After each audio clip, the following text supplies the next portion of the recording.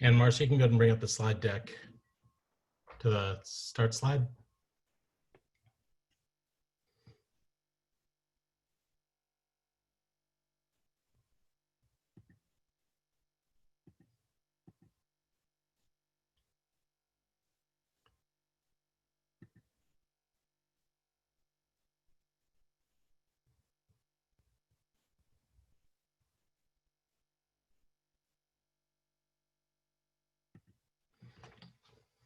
All right, I think we'll get started.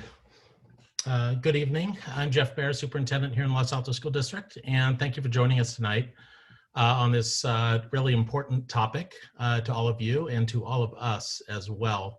We're going to run through a set of slides and then respond to questions that you might have, as well as questions that have been submitted via email already. We found that many of the questions are already answered by our slide presentation. So we will get to that first. And joining tonight, the Board of Trustees is here in an observational role. Also joining in the presentation will be Sandra McGonigal, who's our Assistant Superintendent of Curriculum and Instruction. Jennifer Kiker, our Director of Special Education. Randy Kenyon, our Assistant Superintendent of Business Services. And Monica Sidher, who is our District Lead Nurse.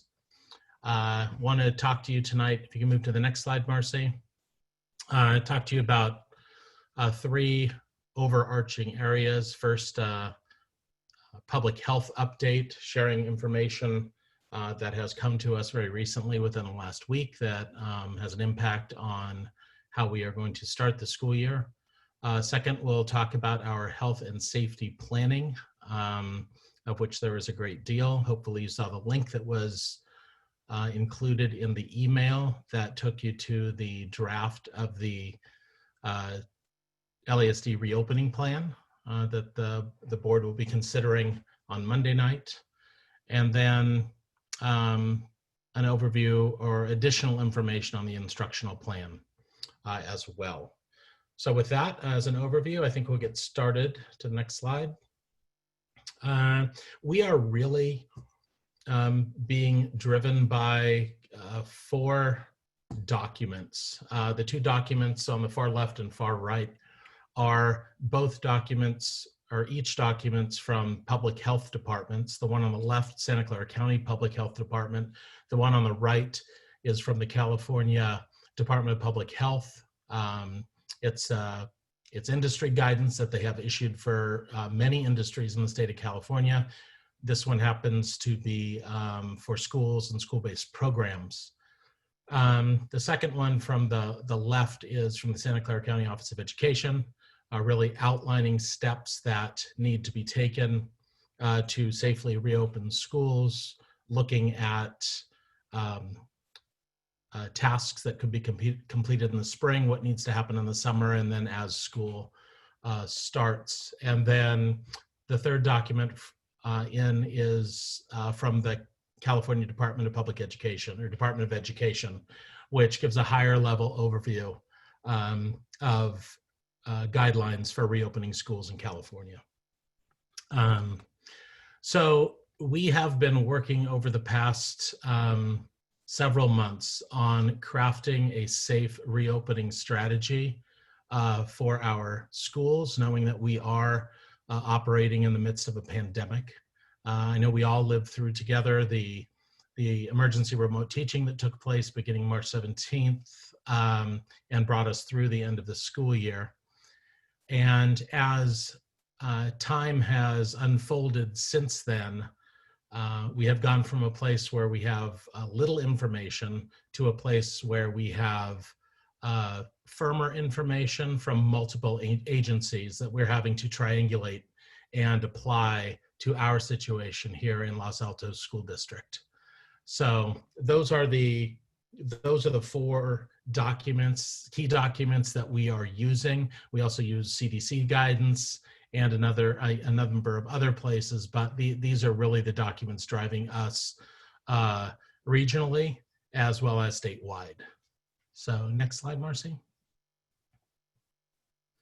So on last Friday, the 17th, Governor Gavin Newsom held a press conference in which he communicated some additional and consistent expectations from the state level.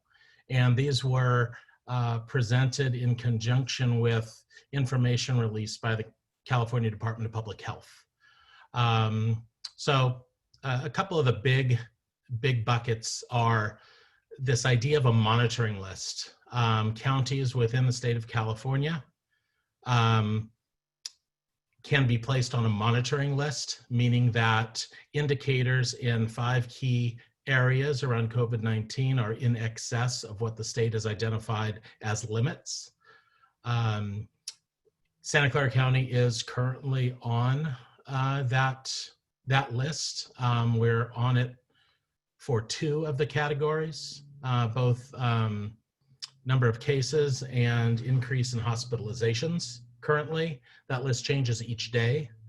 Santa Clara County fell off the list over the past few days and then went back on the list very recently. So this is a situation where we do anticipate some movement in and out of that monitoring list for Santa Clara County, or Santa Clara County being on that monitoring list. Previously called the watch list, it's now called the monitoring list, just in case there's confusion of terms. So if a county is on that monitoring list, it cannot open, or if a district is, it cannot open until the county is off the list for 14 days, and on the 15th day of being consecutively off that list, it can reopen. So each time, if you think of it as each time the district or the county goes back on the list, the clock restarts on those 14 days. As I said, again, Santa Clara County is currently on the list with about 33 other counties counties in the state of California. Because of this, we did make the decision, because we need some certainty in planning going to this, or heading to the start of the school year. We have made the decision, as I communicated on Friday, that we will begin the 2020-2021 school year in a distance format.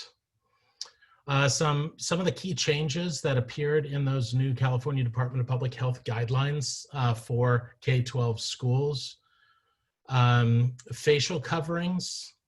The required age for those coverings has been dropped. It was a requirement beginning for us in 7th grade. For junior high or middle school students, that requirement has been dropped to 3rd grade and above. So all of our students in our schools in grades 3 or above will have a requirement of facial coverings while on campus. There was also a recommendation for regular testing for all staff at our schools, COVID-19 testing. We are working with El Camino Hospital District in aligning that testing. We're actually working on that prior to this recommendation by the governor. So we were glad to see that aligned with what we were already planning. So that is being put in place now. And gaining some attention is this notion of a waiver.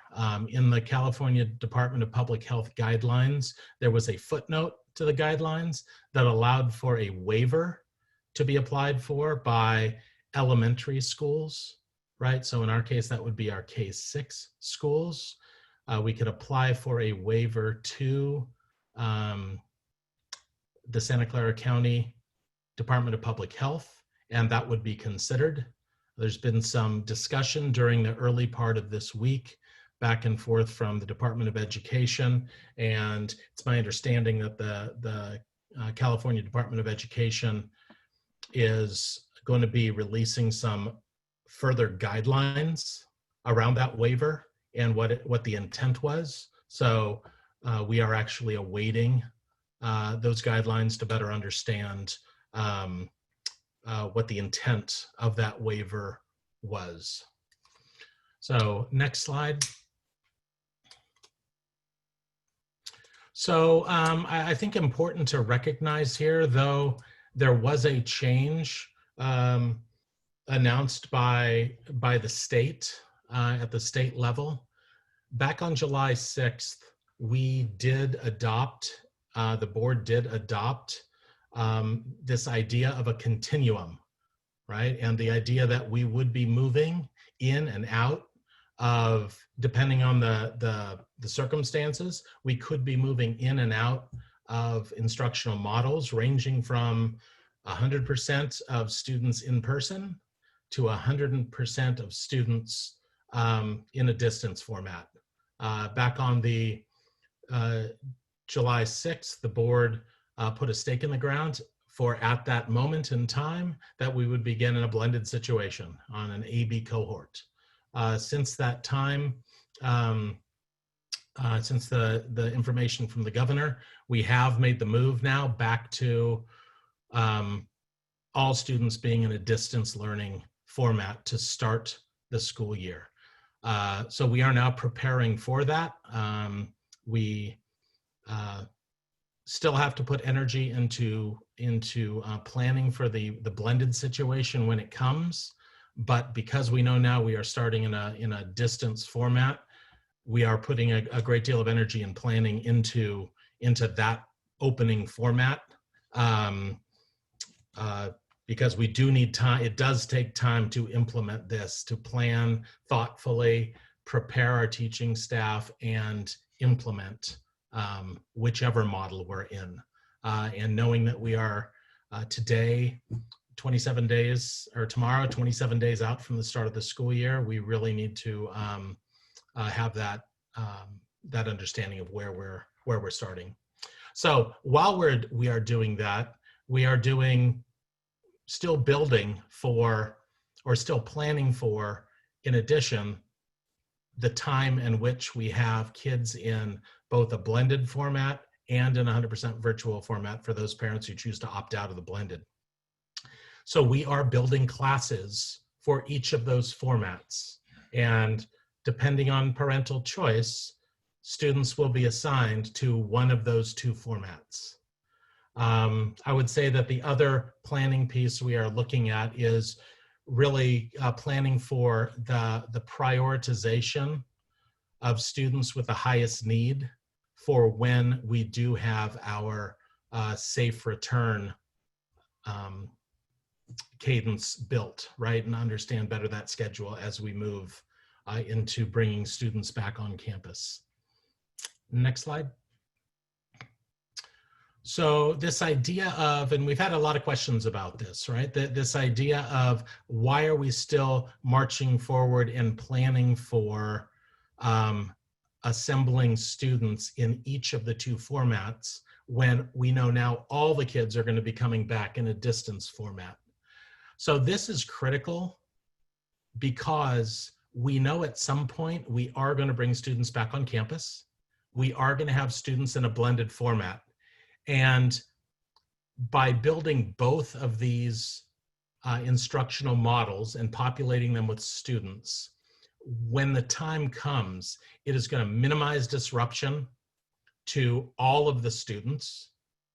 It's going to allow for, from the start of school, we know that building community, building relationships, ensuring social emotional wellness is in place. We know that it's going to be, that those relationships that are built are going to be critical.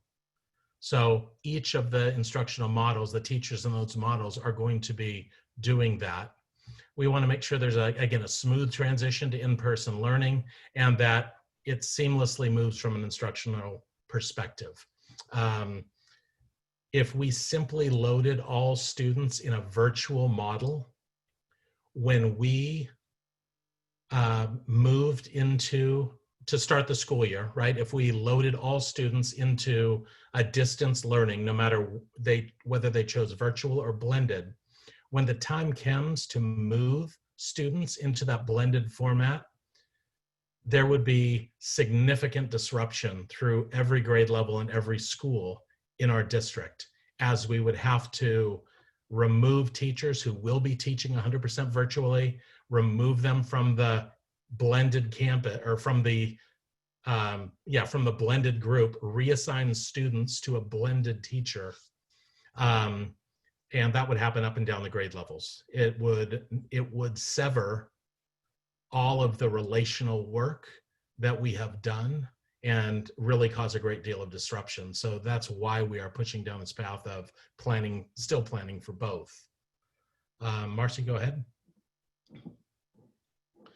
So, and as we look at and plan for the return to campuses in a blended format, and start looking at when those dates might be in the future, we are really focused on making sure we balance the health and safety of our students and our staff with that want and desire to get back to in-person learning. We have to have healthy teachers in order to execute on that in-person learning. So we are very conscious of doing it safely and in a thoughtful, segmented way, so that we aren't reopening for the short term, but we are really building so we can reopen for the long term and not have to close down again. So next slide.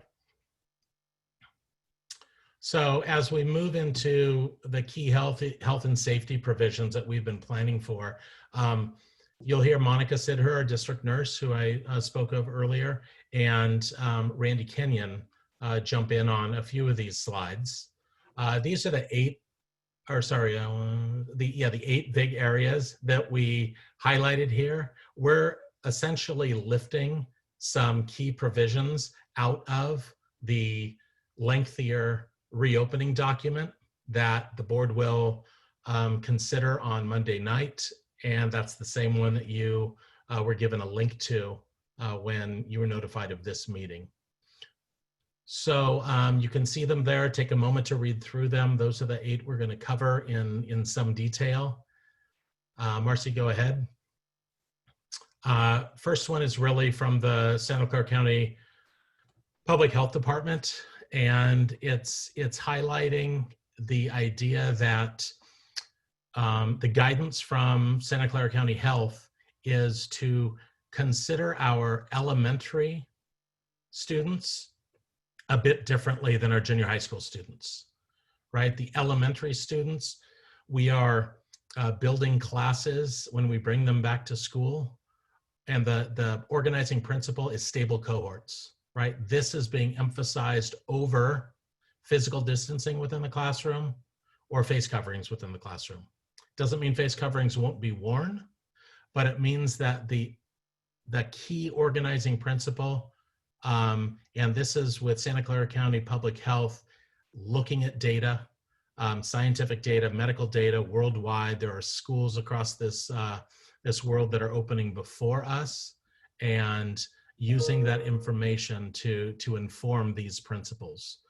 So elementary schools are organized around this idea of stable cohorts, and junior high schools are older. Transmission is more of a concern. So they are really organized around these 2 key mitigations of physical distancing within the classroom and wearing face coverings in the classroom. So that you've seen this before if you've tuned into a town hall, if you've attended one of our recent board meetings. This came out from Santa Clara County Public Health on June 30th. So it's been in circulation for about 3 weeks now. All right, Monica, you want to take over the next few? Great, thanks, Jeff. So next slide, Marcy. Thank you. So screening. So we'll start with, we are putting in place a passive screening that's going to be required by all staff and all students and families to complete. So this essentially is a symptom check, including temperature checks for all staff to do on their own, as well as families.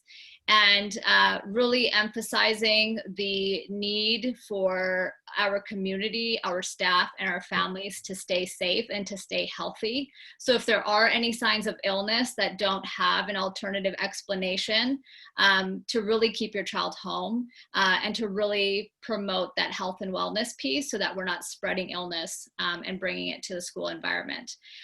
Currently, our district is working on creating an app and some sort of reporting document for families and staff to use, so that that information can be shared with the school, and we can keep track of any illness and isolate students or staff members as needed. Monica, and I think important to emphasize here, this is going to be an expectation on a daily basis. Correct, yes. Next slide. So face coverings, as Jeff mentioned, so just walking through each of the age groups there. So staff and adults are required to wear face coverings at all times. So that is whether you're inside the classrooms teaching, supporting staff outside of your classroom, arriving or leaving campus, you wear it at all times, unless of course if you're eating or drinking. Students, so all students, TK through 8th, are to wear face coverings when they arrive on campus, leave campus, and anytime they're outside of their classrooms. And then required within classrooms are 3rd grade and up. And then for our younger students, our TK through 2nd grade students, we are strongly encouraging still the use of face masks to the greatest extent possible, but still keeping in mind that these students are much younger and will need a little bit of some reminders and some coaching through that, and some assistance with that. And so again, just trying to help them as much as they can wear their masks, and if they need breaks within the classroom setting, figuring out ways that we can support them so that they're able to wear it as much as they can. Each of our schools have established a task force, so a group that is working to come up with distancing protocols and staggered schedules around arriving to school, leaving campus, everything around lunch times and recess times. So again, really emphasizing and focusing on ensuring that cohorts stay together and that we are not mixing different classrooms with each other. We, as of where we stand today with the state and county orders, there won't be any large gatherings. So that does include assemblies as well as field trips and campus visitors. We're really minimizing any visitors coming onto campus. If there is somebody needing to come onto campus, making sure that they have a face covering with them and checking in at the office before you come in. But really minimizing extra people being on site that do not need to be there. So hand hygiene is another really big one. We are strongly recommending a hygiene protocol. This is something that teachers are working on in establishing within their schedules for their classrooms. So really having set times where hand hygiene is performed and done, and teaching and reinforcing that to the classes. Adequate supplies, we've ordered a lot of hand sanitizer. We've gone around and checked the sinks in the classrooms. We know that every classroom doesn't have a sink, so there will be extra hand washing stations at the school sites, especially in wings where we might not have sinks in every room. Minimizing the sharing of supplies, so within the classroom settings, and again, if there is sharing of supplies required, really incorporating that hand hygiene and sanitizer use when needed. And then minimizing the contact with high touch surfaces, so sharing with our staff that if we can prop open doors, if we can open windows, anything that will minimize students having to open or multiple people having to open. If we're going to have a hand hygiene routine, having teachers maybe turn on the faucets and the taps, and then students can line up and start washing their hands. So those are just some examples of how we can minimize that contact. We are strongly recommending staff get regular monthly testing done. And as Jeff mentioned, we're working with El Camino to establish a schedule for that. We are requiring immediate notification of any symptoms. If you test positive or if you're in a close contact with someone who's tested positive, household or non-household. So household being somebody that you're living with, and a non-household close contact would be somebody that you've been within 6 feet of for 15 minutes or more. Once that's been reported to the school site, then that is when public health department will step in, and we will work with the public health department to go through the contact tracing and really identifying who's been exposed and isolating those individuals. Anybody who presents with symptoms when they're already on campus will be isolated. So we are working on identifying an isolation space in every school site that will be dedicated for this. So children will come there, or staff members remain there until they can safely get home, required to be tested or provide a doctor's note before returning. So this, again, if there's an alternate explanation for the symptoms, because those symptoms are a really long list of things that can really overlap with other stuff as well. We do recognize that. Having a doctor's note that provides an alternative explanation for those symptoms and why a test may not be required is something that we will need to return back to campus. And then meeting all of the Santa Clara public health guidelines before returning to school. So once again, for any confirmed COVID-19 cases, the school will immediately notify Santa Clara County Public Health Department. There will be notification communication to the school. So the Public Health Department is actually working on some of that communication piece and everything that needs to go out to families as well as the school community, parents, and staff as well.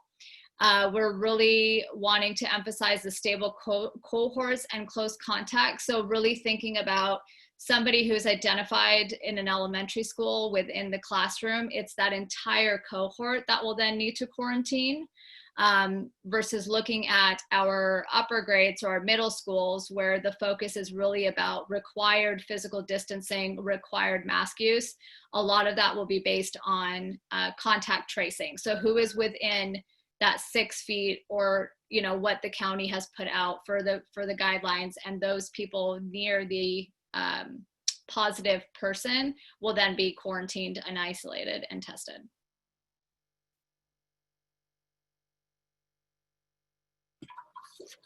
I'm going to pick up where Monica left off. Thanks, Monica.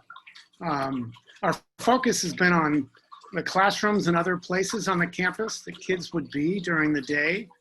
So we've done research and identified the appropriate supplies, equipment, and materials needed to make our schools safe. We've ordered and received almost all of the personal protective equipment, PPE, and cleaning supplies that we need. The only item we don't have in yet is plexiglass dividers, but they're due in by the middle of August. Just as an example, Monica was talking about different pieces of protective equipment. We have over 32,000 masks on hand, over 700 face shields, thousands of gloves for our employees. So we have all of the supplies we think we need. So we've also done research on proper cleaning techniques and protocols. We've begun training all of our custodians on those techniques and protocols, including our substitute custodian pool. We have non-toxic cleaning supplies for teacher use and disinfectants for custodians. We even have a fogging machine, a misting type machine for every school that will essentially blanket a room with disinfectant after we've done the hand disinfecting of high touch surfaces. On the high use areas like restrooms and lunch tables, we plan on at least twice daily disinfecting those areas. On a different topic of getting fresh air, we've been working with an engineering consultant to ensure that our HVAC systems are functioning properly, not recirculating stale air, but bringing in fresh air from the outside. We want to use open windows and open doors as much as possible when weather permits. Ventilation is big, high on our list of priorities. This isn't really covered by cleaning and disinfecting, but we also have ordered and we'll have signage around the schools. Signage such as indicating where students need to stand for entering restrooms, signage to keep visitors off campus at the entranceways, and various other signage of reminders about proper hygiene, as Monica was outlining. So we've done a lot of work already and are prepared to make our schools safe when we reopen for kids in person. I think the next slide is someone else.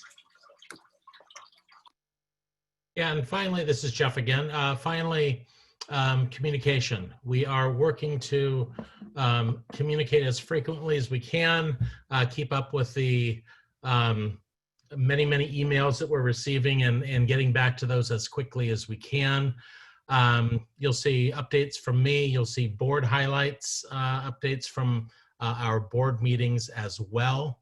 We know this is a critical topic, and we know that we are deep into the summer and lining up for the start of a new school year. We have had to pivot a couple of times during this process, and we're ready to continue doing that as the health need warrants. We'll keep you updated also on changes to public health guidelines, because we anticipate those to really be a driving factor in what goes on at our schools.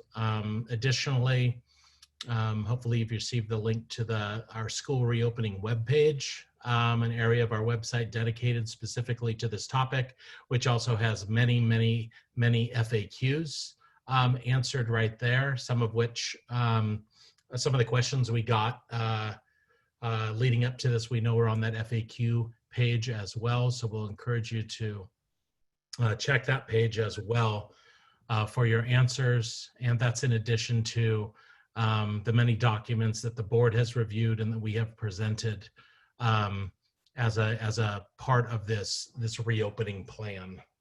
So next slide. So just a refresh, those are the 8 areas we discussed with some of the key portions of each of those in what you just heard from Monica, Randy, and me. So with that, we're going to move forward now into the next portion. Next slide. And we'll introduce Sandra McGonigal. Thank you. So we have shared before and through board meetings and town halls, I believe, about the blended learning model and what that would look like. So we really wanted to take some time and go a little bit deeper into a virtual model, since we will be starting all students in a distance format.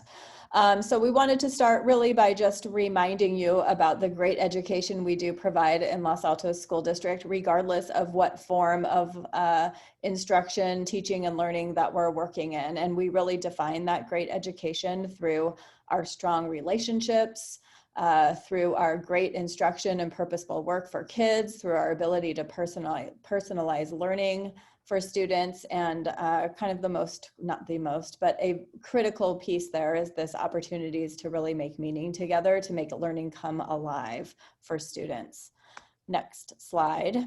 So a couple of those pieces were missing in emergency remote teaching. So I'm really hoping tonight to be able to show you how we are bringing all of those pieces back, and really that regardless of which end of the continuum we begin in and transition to throughout the course of the year, or whether you choose to opt into the virtual model for the entire year or a portion of the year, your child will really be receiving a comprehensive learning experience.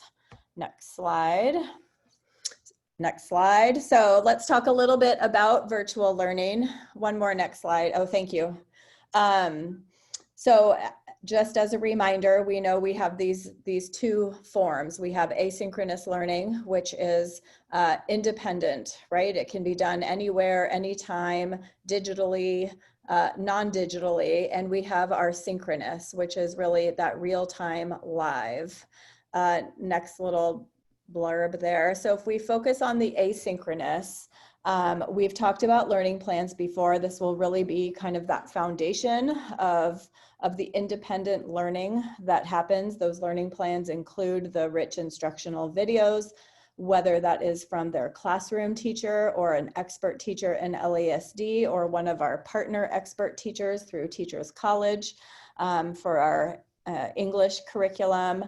And along with that rich instruction is the meaningful work that is assigned through learning plans, the tasks. We heard loud and clear from families in the spring that the screen time was a challenge. So we are being particularly mindful of ensuring that there is a balance of screen time and offline work that students can do, whether that is some notebooks that go home, some worksheets that might go home, some projects that go home, books that we're able to circulate following the social or the health and safety guidelines.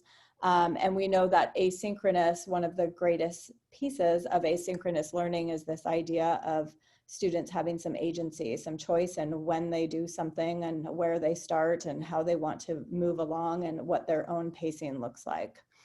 Another click, let's look at synchronous. So synchronous in our virtual world is really going to happen through Google Meet. And it's really an opportunity for our teachers to do those things that are a challenge to do independently. So it's having the conversation. It is supporting students in the work that they are doing and building upon that work.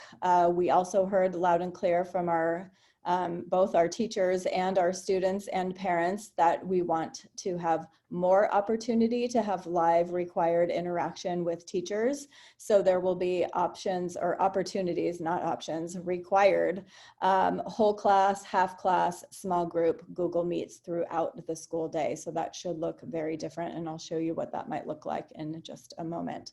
Next slide.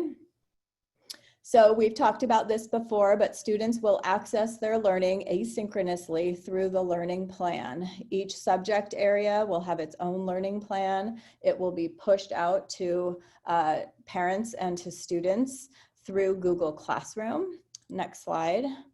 You might remember this from a previous slide deck in the past about learning plans, but this idea that through the learning plan, we're also trying to communicate to our parents or caregivers who might be supporting our less independent learners with just some reminders about following routines, that there will be a weekly calendar or a weekly schedule for students to be able to follow, and how parents can help support that as well. Next slide. And so while the learning plan is really the focus of that independent learning time and the foundation of what's happening, on the left there you see students will have a weekly lesson schedule. So while there is some choice and some self-pacing choice, we do want to make sure that there's a clear expectation in whatever grade and whatever class that this week I would like you to complete lessons 12 through 15. Or whatever that might be. So it's really clear for students what those expectations are in each of their subject areas, including due dates and when the work will be giving some feedback to students as well. And then on the right there, so in addition to the lesson schedule, kind of that independent work, there will be a schedule for students for what their weekly Google Meet schedule looks like. And again, well, we'll talk about more of that in a minute. Next slide. So this was really just highlighting this idea of those comprehensive learning plans. Students are working independently on the bottom there, using those learning plans, and then that synchronous time through Google Meets is really where the magic happens. That's when our assessments will be happening. That's when we'll be building relationships and building that social and emotional wellness. That's when we have the conversations and really understand what students are able to understand from their independent learning and build upon it. So that is how that will be working. Next slide. And so when we think about a Google Meet, I'm sure all of you had varying experiences as we were thrust into emergency remote teaching. But we really want to be a little bit more systematic and thoughtful for what that Google Meet experience looks like. While we may still have some kind of optional office hours, there will be required Google Meets for each subject over the course of the day and or week. So we want you and we want teachers to think about, if you think about an hour of time or 50 minutes in our junior high, that we really want to start with the whole class for a period of time. This is a great time for teacher to kind of review what students have been learning independently or re-engage them in some way. It could be the teacher providing a demonstration to the whole class or some modeling of the type of work that they expect students to be doing. They might be front loading the next kind of round of independent work. So there's some time in that whole class. And then the teacher on any given day is going to say, okay, half of your class, my group B, off you go into your independent learning plan. And I'm going to keep the other half of the class with me and get a little bit deeper and start having those conversations about, tell me what you've learned, show me your work. I'd really like to see this. What questions did we have? I can do a little more formal assessment in this small group.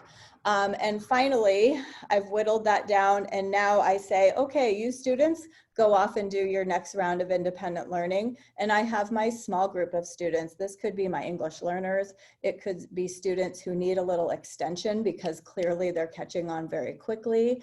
It could be students who just need a little bit of reteaching because I could see in my half class time that they weren't quite where I wanted them to be. So we really want to see that Google Meet a little bit more systematic or much more systematic than it was in the springtime. Next slide. So what are all the different things that might happen during a Google Meet? They may focus, we've talked a lot about, and each of our teachers completed a professional development or 5 modules, but the last module was about building relationships and digital learning. So a great thing is to start each and every Google Meet with a little connector, something fun. I know our young kids were out doing scavenger hunts throughout their classroom, but we can do something that of course is age appropriate. But you can see here all of the many things that will happen over the course of a Google Meet, sometimes in that whole group, sometimes in that half group, sometimes in my small group. Next slide.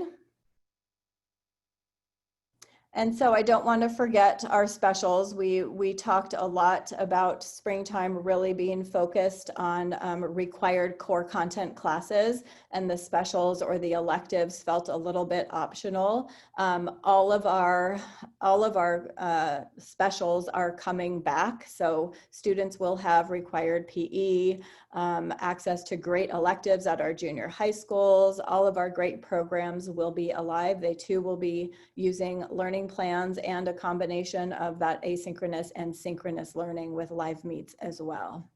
Next slide. Jennifer, we're gonna pass it on to you for a couple of special education details and then we'll come back. All right, thank you, Sandra. So we will, and we have been communicating with our parents for students who have IEPs, and we will continue to update them as changes occur.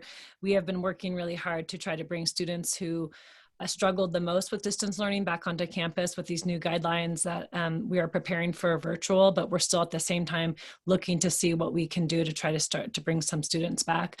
Again, I know that our superintendent talked a little bit about a waiver. We're still exploring possibilities, but we hear you and we know that some students really need individual teaching or on-campus teaching, and we're working really hard around that. But until we can get through that process, we are going to be planning for virtual start of the school year. You will all receive an updated distance learning plan, and our pledge is to try to fulfill our IEP minutes as much as possible. At our elementary sites, our resource specialist programs will be supporting students, accessing, making sure that the accommodations are in place, helping them, making sure they understand what's happening, and then also with the work. And then also they'll be having separate sessions to work on their IEP goals outside of the Google Meets that Sandra is talking about. And instructional assistants will be supporting as they would in a brick and mortar time. Same with special day classes. They'll be supporting students accessing their gen ed curriculums per their IEPs. And then they'll also have their own Google Classroom for direct teaching of content areas. And instructional assistants will also be supporting students both in the gen ed classroom through their Google Meets, individually as needed for the content, and then also in the special day class settings. Next slide. For special education services, we are looking at limiting the amount of adult contact. So we are starting all of our services remotely, and we will be working individually with families whose students have a really difficult time doing that. But in general, even when we are able to come back, we're going to be maintaining a lot of our services remotely to minimize the adult contact and bringing in more students into the more kind of germs into those cohorts. So our speech therapy, occupational therapy, vision, deaf and hard of hearing, all of those will be delivered remotely. Our behavior services will start out remotely and then hopefully transition to in-person when we can start to bring students back. Our counseling services will continue with teletherapy. And again, I will just say that if you are a parent of a student with an IEP, you'll be hearing more from me in the coming weeks. Okay, back to you. Thank you. Next slide. Thanks, Marcy. So to give a little bit more detail to what a schedule or what a student week may look like for our K-6 students, we would expect that over the course of the week that students are engaging in 5 lessons over the course of the week in those core content areas of reading, writing, and math. They would have 2 science or social studies lessons throughout that week. That could also be STEM if we're in our STEM project mode during that time. And then in addition to that, there will be some asynchronous time for those special courses where they might be working on a project in music or a living classroom or what have you. So that's kind of over the course of the week. But then when we think about that synchronous time, each morning there will be a morning meeting for our elementary students with their classroom teacher.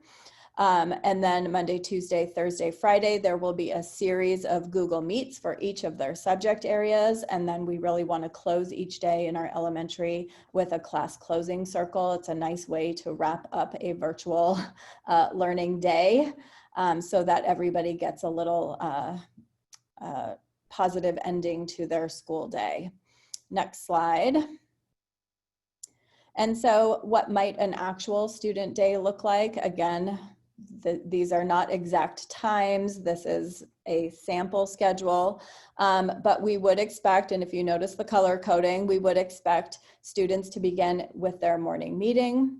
And then right from there, go into their reading workshop, Google Meet with their teacher. Again, if we think of that triangle, we'll spend some time as our whole group, and then individual kids might spend a longer period of time, or they might go right out into doing their independent learning plan work for reading. We want to make sure that kids have built-in breaks. I know your teachers will be working with you on setting up family routines and schedules, but there will be time for math, for social studies or science, or perhaps we're in our STEM project during that time. After lunch, we might get back into our writing and have some PE. For our 6th graders, we would expect that they would have social studies and science, so keep that in mind.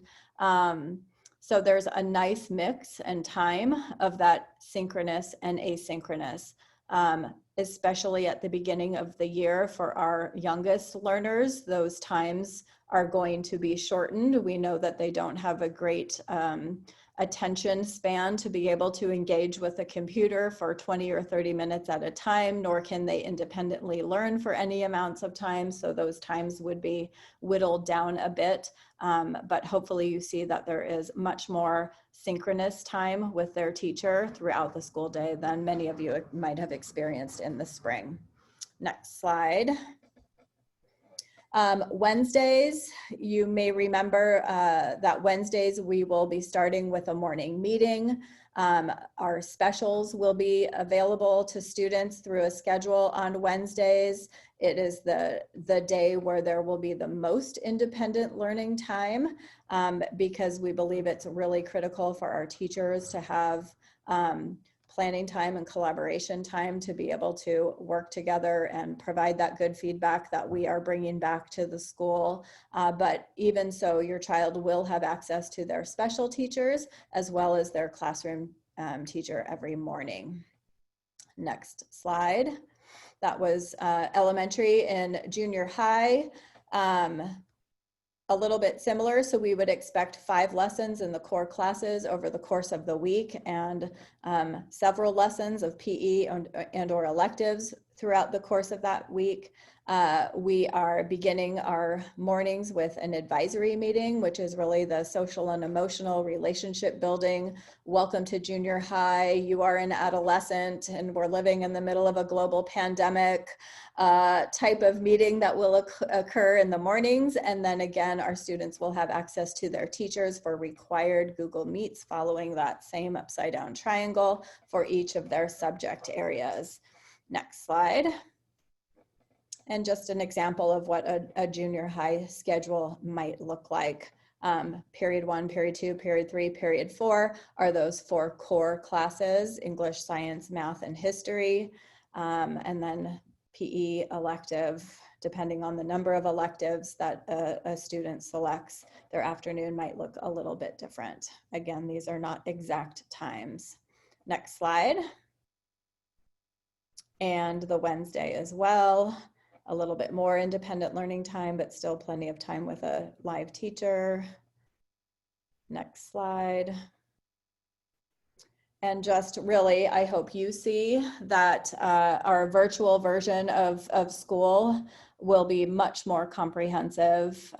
You know, we didn't talk about the other things we have before around bringing back mastery grading and high quality feedback for students, really assessing students. But we are looking forward to starting the year in this virtual mode because it is what we have to do, and we plan to be able to deliver a really terrific program for our students and for our families, and to be flexible as the situation changes. I think that is our last slide, Jeff.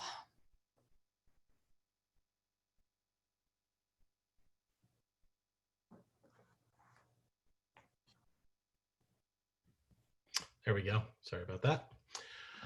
All right, thank you to all of you. I think so we have a mix of questions that have already been submitted, many of which were answered by the presentation as we analyzed against those questions, but some others that may not be. So we're going to do a mix, I guess, of sharing some questions we received and the responses to those, as well as answering questions you might have. So if you have a question, you're welcome to raise your hand. Marcy will be working through and kind of giving you permission to chime in and speak.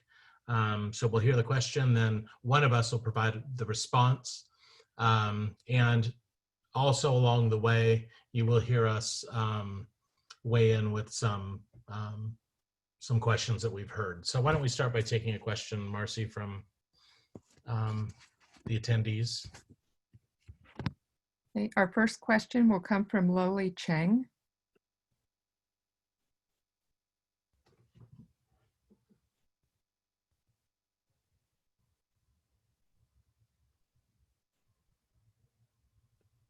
Lily, you can unmute your microphone.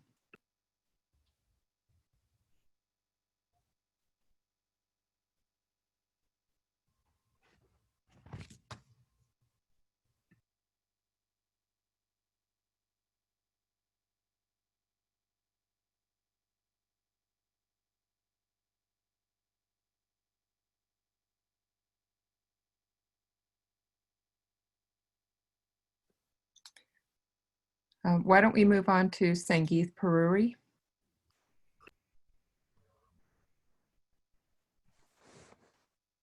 Hey there. Can everybody hear me? Great. I just wanted to say thank you for all the hard work. I am very pleased in listening to the plan. It just is very cogent and thoughtful. I think it's a really good balance between synchronous and asynchronous learning. In spending time looking at this, I've concluded that too much of synchronous or asynchronous is not the right approach. You really need to have a balanced approach, which is the best thing for the kids, and hopefully it is manageable for parents as well. I've also been checking in with what a lot of private schools are doing that have oftentimes more resources, and I haven't seen any plans that have come across yet that seem more compelling than what you guys have presented. So I'm hopeful that it will be executed well. I know last year was very difficult to do that in a short time frame, but it seems like you guys are working really, really hard, and we really appreciate it, and just wanted to say thank you. Thank you. Lily Chang.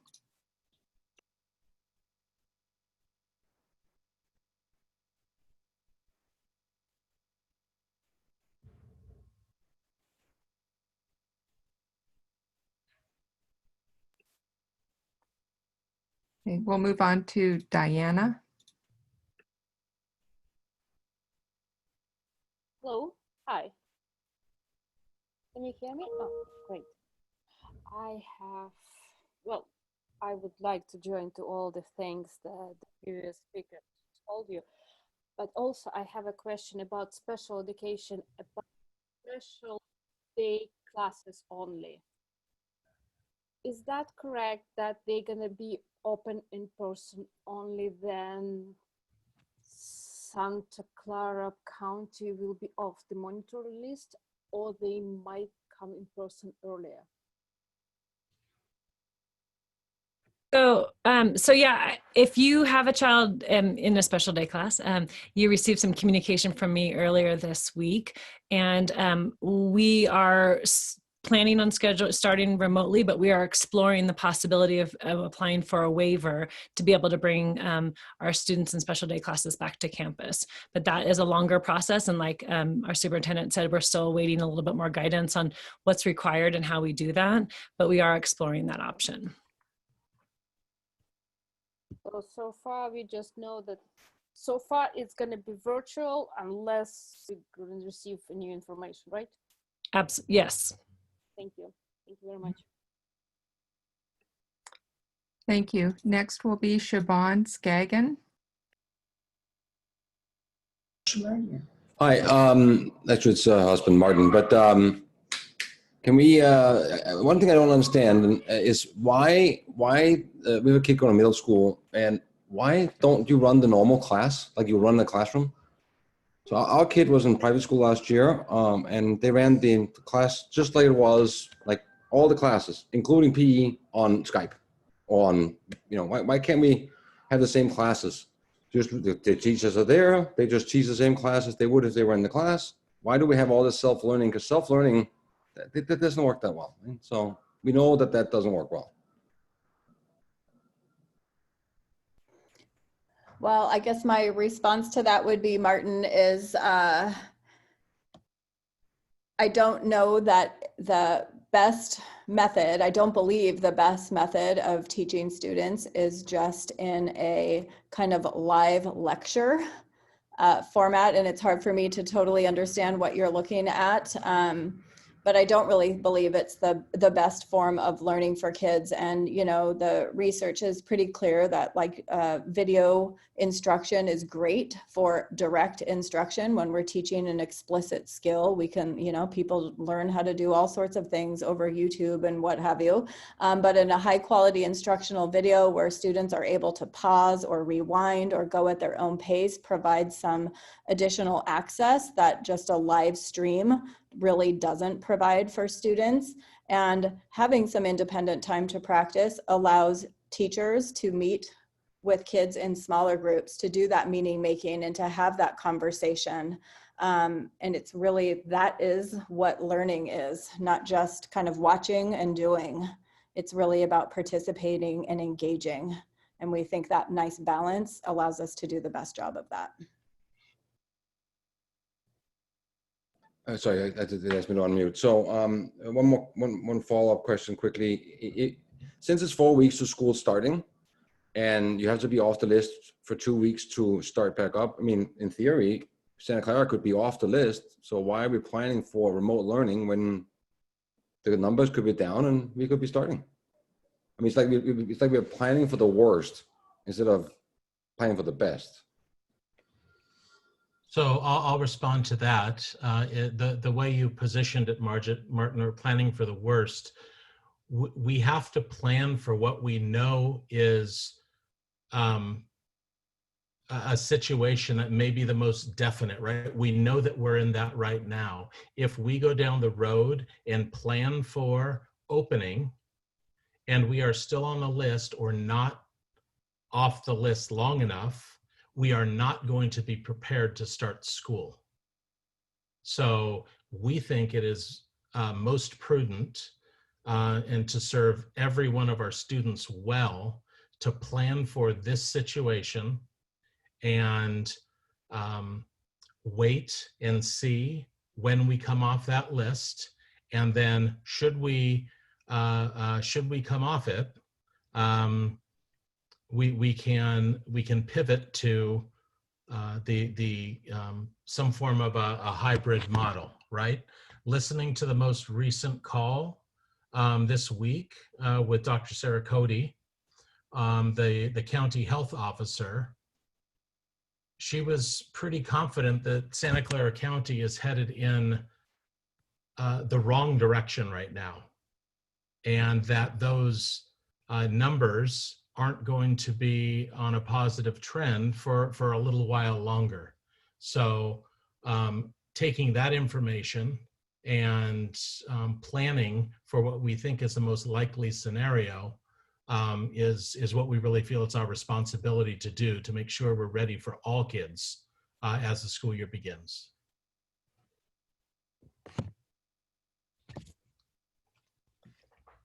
Thank you. Our next question is from Melissa Sobel.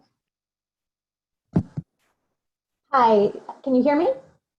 Yes? Okay, great. Thank you so much. All of this looks great, and we know you've all been working night and day on all of this, so thank you so much. I have three quick questions. One is, what is the expected beginning and end time of the school day? I think it's 3 o'clock, but I'm not really sure. Two, the sample schedule that you showed, is that the same for the hybrid model as for the fully online model, or are they different, particularly on Wednesdays? And three, I just wanted to confirm that the kids who choose all online within a given school, that efforts will be made to keep all of the kids within a grade, within a school together to the extent possible. Those are my three questions. Thank you so much. I can start if somebody wants to fill in. So I know each of our schools, those operation teams are working on, I don't know that we are ready to say what the exact beginning and end will be, because I know we're looking at staggered schedules. So that will be communicated as that information is finalized once we have more clear numbers. I would say in general, you could expect it to be a typical school day time, whether we're in blended or virtual, something close to that. The schedule that I shared today is very similar if we were in the hybrid, if you chose right now the hybrid or the blended model, but we're starting virtually, it will be the same schedule. The Wednesdays will be the same. When we get to actual in-person learning, that's when that AB schedule comes into play. So the virtual schedule would kind of remain. Those families who choose the virtual program would remain in a similar schedule or the same schedule to what you saw today. And that AB schedule would begin for those folks in the blended in-person model, but the Wednesday would remain the same, just like what you saw tonight, because Wednesday is really that time for our morning meeting or our advisory meeting, for our specials, and a little bit more independent learning for students during that time. And then also for the online, on Wednesday, for that schedule, is Wednesday still the same for the online only? Is that the same schedule? Yep. Okay, thank you. Again, that's a sample schedule, but yes, same schedule, same concept. And then yes, we will do everything we can, especially this first round of choices, to keep students in grade levels at a particular school together for those who opt into that virtual program. I don't know why we would just randomly mix students into however many sections. So we want to keep them together and keep those relationships that they have. Thank you so much. Thank you. Our next speaker is John Burns. Marcy? Yes. I'm going to ask we put a pause on that. We have 31 hands raised with Ravid Gallatin. Okay, we'll say Hillary Frank. We have till 9, so I think that number of hands raised are going to take us to that time. So, all right, go ahead. Hi, thanks for the opportunity. I apologize if you've already covered this, but I'm curious to know how the junior high will be handling or will the junior high be doing anything to keep a cohort together similar to the lower grades, or will it follow the traditional, mixing and matching that a normal junior high experience at Egan or Block would be? To do that. Okay. The plan right now when we bring students back to junior high schools is to try to maintain as much of a stable cohort as we can. So instead of having students switch period by period, the idea is to have students remain with the same group of students for their in-person different classes and have teachers rotate in instead of, we're having one adult move instead of the 15 to 18 young adults move, to try to minimize both movement and mixing. That's a great answer. Thank you. Thank you. Our next question is from Caroline. Hi. So I have a couple of questions. First, I saw the sample schedule and I was a bit worried because I have a first grader and there's a schedule changing every 30-40 minutes. And first graders are not entirely independent, and you have to keep in mind that when you come up with those schedules, the parents are working. So if parents are in the middle of a meeting presenting something, they're not going to stop to go sign in their kids to the class. So I know for me, what I've seen is not going to work. So I think you should log in the kids for 2 consecutive classes, have a break in between, but leave the connection open. Like, think about the parents are not there, right? So so that's my concern when I see those scheduled with 4 or 5 different meetings with breaks in betweens. With, I don't know if we're going to have to go drive that agenda, drive that calendar, I mean, for our kids, but it's going to require a lot of parent involvement, and it won't be possible. So I know from my case, my kid will be missing probably a few live classes if that's going to be what we've seen on the schedule. So it's just to say, keep that in mind, whoever designs the classes, because that's going to be an issue. We need to have also the schedule ahead of time, because a lot of us will be planning for childcare, taking our kids play outside, whatever, but we need to have a schedule ahead of time. When we start recruiting, we have to be able to tell, okay, 2:30 to 6:30 or something like that. So that's the second request. The third one is educational apps. Are you going to have educational apps for the kids? I know that there was RAS Kids for reading. Are there? That work, I know really well for my kid. I know for some kids it works, for some it doesn't. But are you going to have some options like that for more? I know there's a lot more coming on the market that are really good. So I'm just wondering if you guys are going to have some of those for math and science and whatnot. Do you have any plans to have some of those apps? All right, I'll try to go in order of, oh my gosh. Yes, we have heard your feedback around. We know it is a challenge for our TK to, depends how independent your child is, 1st grade, 2nd grade, 3rd grade, junior, senior in high school, if you're me, to help them manage their online schooling. So my suggestion would absolutely be, we want you to work with your teachers so they understand your context. And I will also ask that, We will need your help. Those families who do have young learners, we do need your help. We are in a pandemic, and I know you also need to work at home. And so we need to find a nice balance of how we can do that together, because we do want the learning for your child to be better than it was in the spring. So we need to help you and help us find some systems together that will make that workable. And absolutely, we want to be able to post schedules ahead of time, most definitely. And I'll put out my little plea if you have not completed your survey as to whether or not you are choosing to opt out into the virtual 100% program. It really is what's holding us up to be able to kind of that first process of scheduling. It has to happen here before it gets down to the school site. So if you can be sure to complete your survey by tomorrow, we certainly appreciate that. And as for the apps, yes, you will see some familiar apps back and likely a couple of more apps in the coming year.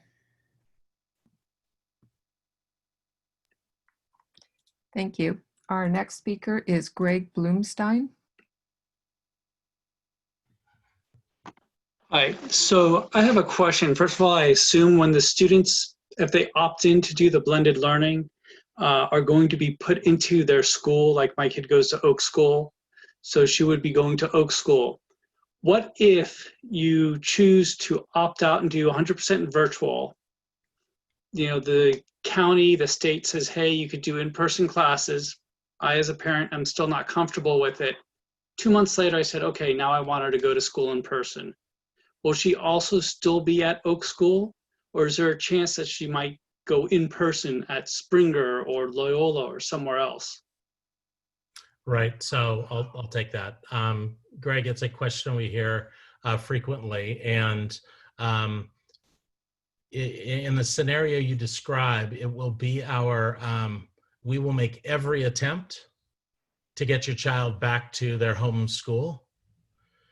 There is a chance, though, that for that school year, for the remainder of the 2021 school year, it is possible that we would need your child to go to a neighboring school because we don't have the space in the section anymore at the home school, right? That there are too many students after students start coming back off of the 100% virtual choice. So that is a possibility that for the balance of this coming school year, they would need to attend a neighboring school, but we would get you back to the home school in the 21-22 school year.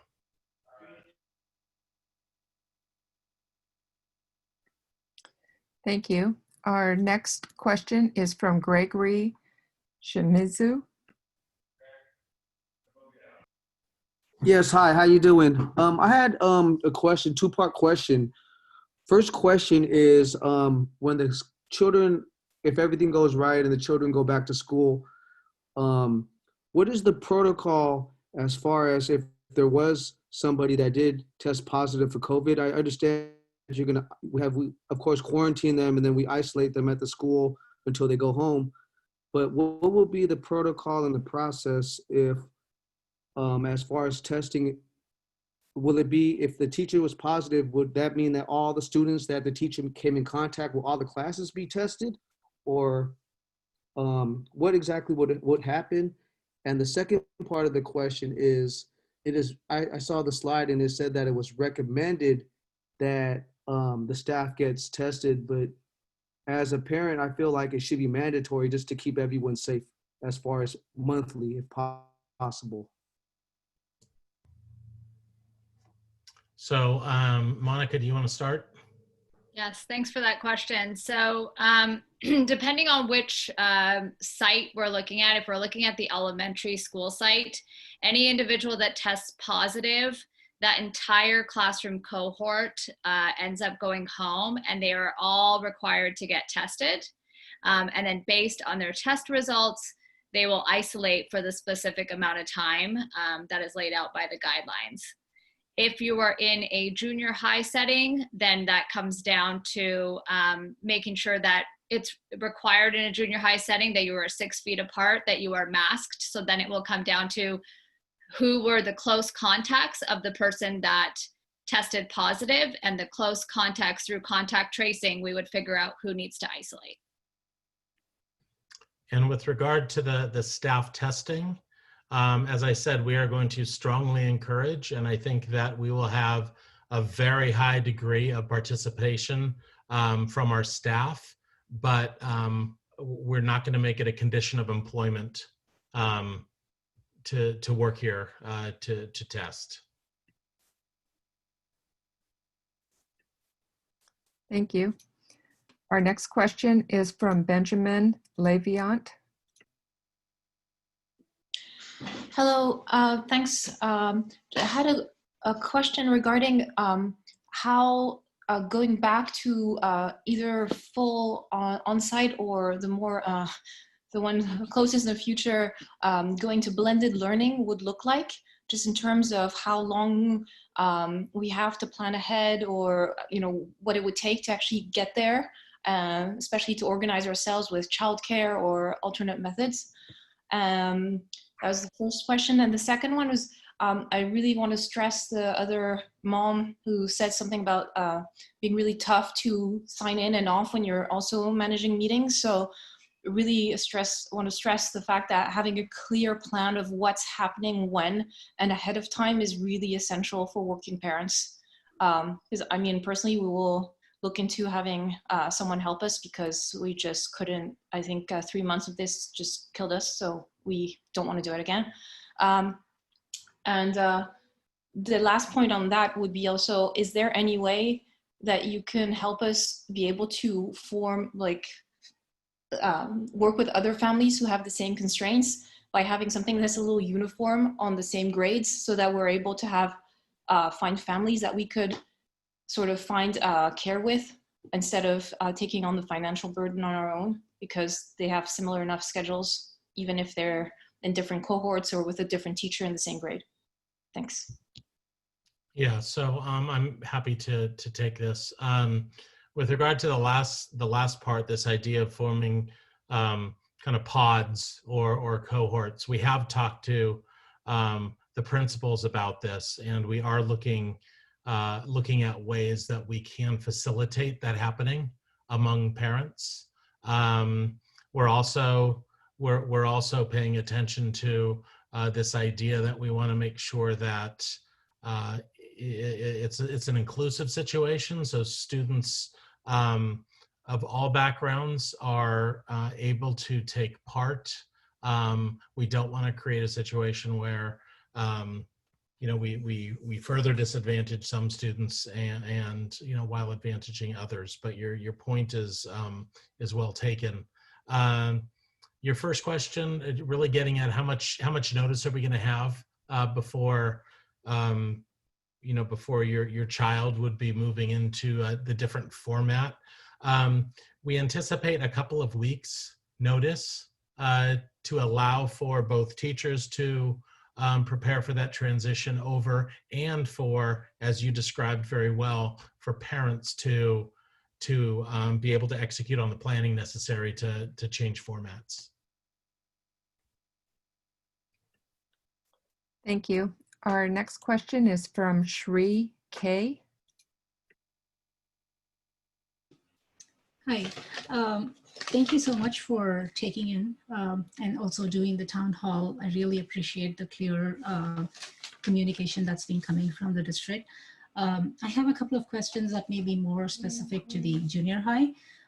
One, with respect to the schedule, I saw the sample schedule that was posted right now, and looks like there is a 20-minute instructional time and then an asynchronous.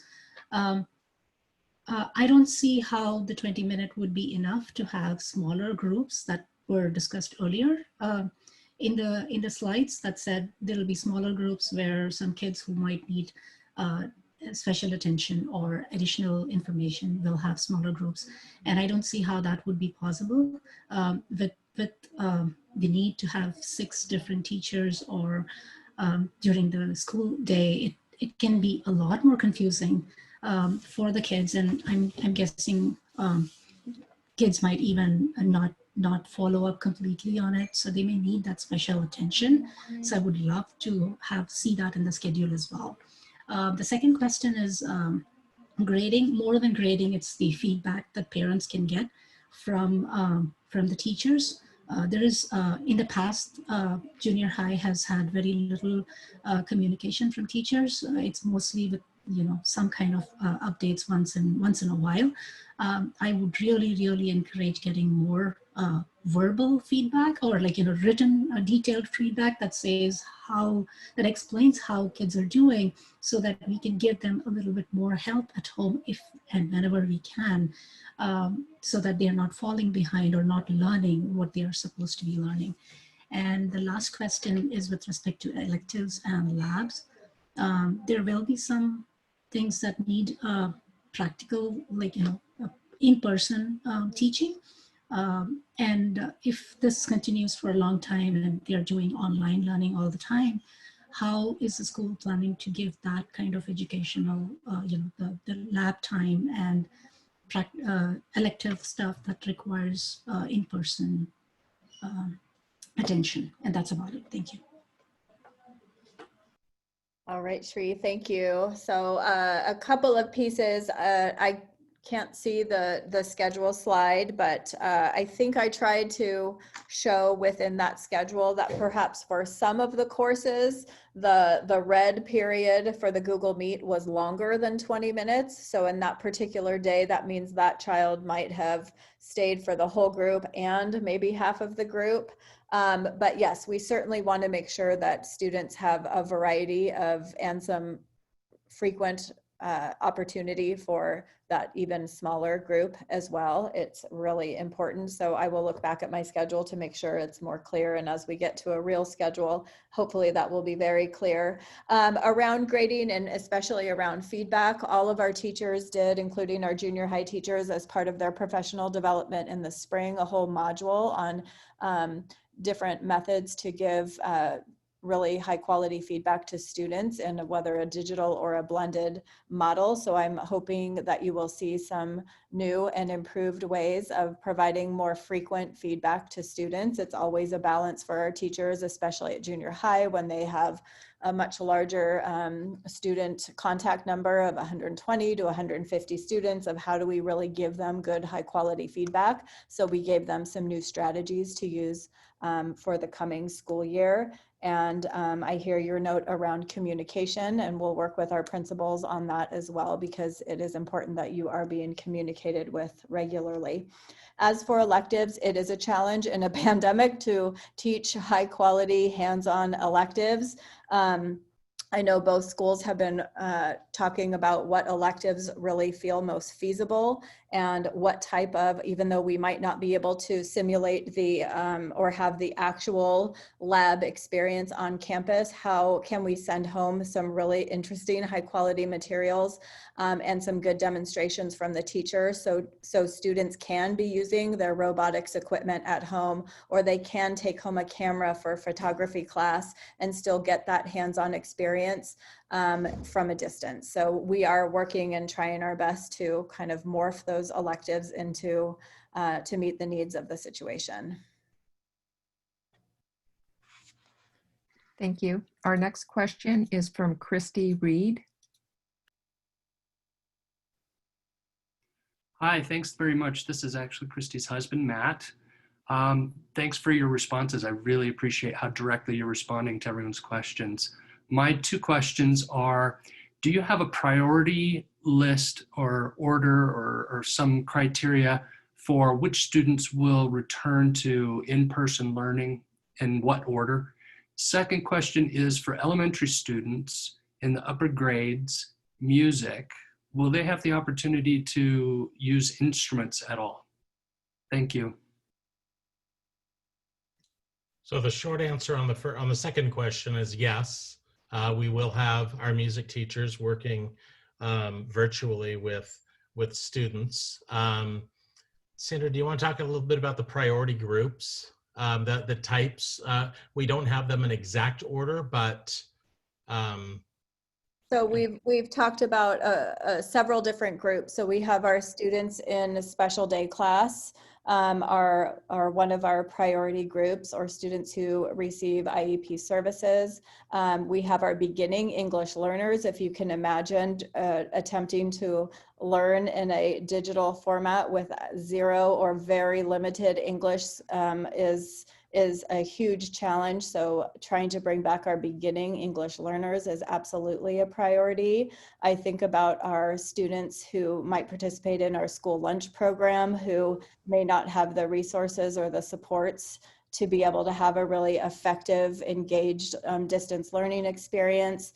And frankly, then we get into kind of our youngest learner group of our TK students who are 4 when the school year begins and have very limited attention and independence to be able to learn in a distance manner. And from there, I think it really ascends the grade levels. So TK, K, first, all the way up through our 8th grades. Thank you. Our next question is from Jimmy Yoon. Hi, thank you. This has been really helpful. I had a couple quick questions. The first is, I think we were really nervous about school opening, and the choice between blended and virtual was an agonizing decision for our family because we frankly have no confidence in making this decision. But we chose the blended option, and I know we're starting virtual. When our numbers are down and the county says, hey, we can have kids back in school again, I have a feeling our family will also again agonize at that time. Should we at that time feel, hey, we aren't ready to go back in?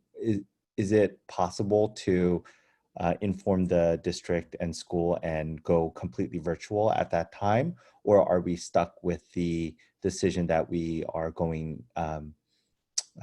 we're going to do in-person school? That's my first question.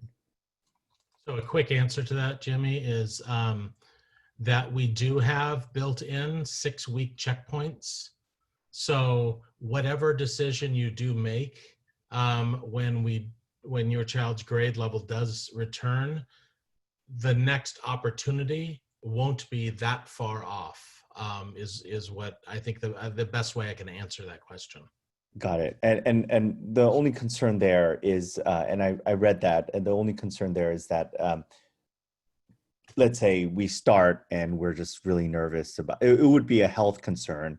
And what it would be pretty hard sending our child to school when we're not comfortable with it. So just at the beginning, I guess, second guessing. So anyway, I would ask to consider an option when you first make that decision to take that into account. My second question is about I guess it's related to this COVID stuff, but there's been a lot of heartbreak in our country about race, especially around this COVID situation. Is there any thought by the school district to talk about those types of issues with our children, or have some district-wide programming to talk about diversity and some of the relevant and prevalent issues that our country is facing right now? And that's it. Sandra, you want to take that from a curricular standpoint? I don't know if you were going to talk about our equity group or what have you. It's critical to be responsive to the times that are happening today, and to be reflective on the times of the past, to make sure that we don't continue repeating. So I know many of our teachers, it is work we have to do, I will say. I think we would probably be further along in that work if we were not in the middle of a pandemic right now trying to plan for the opening of school, but it is absolutely our next priority to ensure that all of our teachers feel very well equipped to have age-appropriate conversations with students about race and about what's happening in the world today. Yeah, and I'll just add, thank you, Sandra. I'll just add that it is certainly top of mind. We do have some big things going on. That is one of them, though. So we are planning for work as the school year opens on that topic, both in what you described and really looking at it concerns us as well. We just talked to our staff this afternoon about this, right? Just this idea of even in situations where a child catches a cold, right? Or a child has allergies or is coughing for whatever reason, right? That idea that seems like it could be an opportunity to make a really poor decision. Another student could through teasing or mocking or whatever it might be. And we need to be aware of that. And we need to make it a safe space for this. And it is something we're planning for. It is something we've had discussions about. And we certainly intend to make it part of our social emotional learning curriculum and block as the school year begins. Thank you. Our next question is from Leanne Geist. Hi, thank you so much. Can you hear me? Okay, great. A few questions. Some of them are, most of them really quick, and then my biggest question. So the quick ones, will the language electives like Spanish still be offered at block? The sample schedule that was presented, I understand that was just a sample, but my question on that is, will the goal be to keep each day similar while the kids are working virtually, so meaning the asynchronous and synchronous, so that if the kids know on Monday it starts at 8:30 with synchronous, and then they have asynchronous, and etc., so that the days are somewhat similar and parents can know when to expect that their kids, especially if there's multiple, are going to need to be online. If it was all over the place throughout the whole week, it might be a little tricky. I'm not sure if I misunderstood this, but if a teacher or staff in the elementary school is found to be positive, were you requiring that the students in that cohort be tested prior to returning to school? And the reason for that question is the test is quite invasive if you've had it. It's not a pleasant test. It's quite uncomfortable, to say the least. Is that necessary that all those kids be tested versus quarantined for 14 days should they not develop any symptoms, come back to school without being tested? And my very last question, which is actually my biggest one, I don't feel that we have a great understanding of the 100% virtual learning model. The virtual learning that was described tonight is very clear, the asynchronous and synchronous scheduling. And I guess my question is that same virtual learning, asynchronous and synchronous explanation that was given tonight the same for the 100% virtual model kids?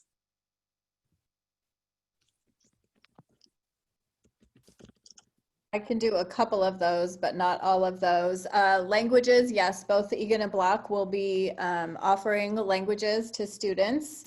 My guess is there will probably be a elective update for families as we get closer to the start of the school year.